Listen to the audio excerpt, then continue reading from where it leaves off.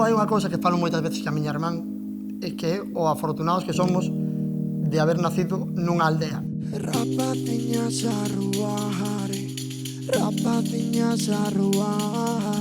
Son experiencias tan bonitas, tan enriquecedoras, que che demostran tanto da vida, da relación cos animales, da relación cas plantas, da relación con todo, que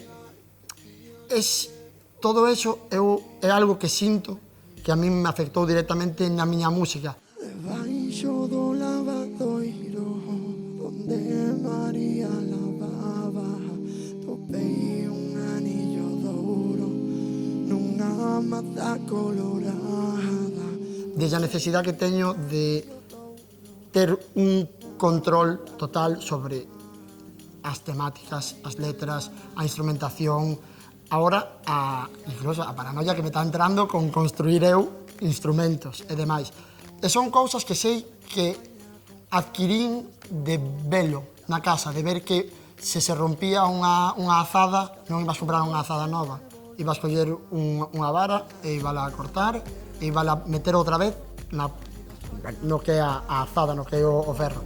Cada vez que la niña bailaba, as cadenas de oro se le voleaban. Abracei moito tanto a artesanía, pero hai outra cousa que eu tamén abrazo moito que é un pouco o feísmo. O que non faga falta a perfección. É como o meu acto de rebeldía.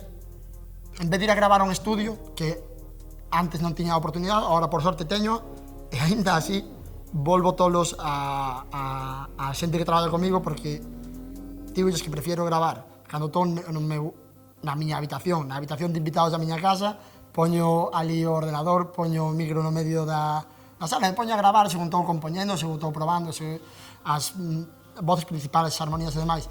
Chega un punto no que me gustan tanto que despois non as quero replicar. Unha volta polo medio, outra polo darredor, así fai o que ben baila, así fai o bailador. Ai, alala, ai, alala, ai, alala, ai, alala. Eu non son capaz de facer nada artístico cando estou triste. Nada. Eu son incapaz de crear. E agora, precisamente, estou nun momento de explosión creativa. Síntome genial. Xa levo, por sorte, 4 ou 5 anos nas que me está permitindo crear cousas das que estou moi satisfeito.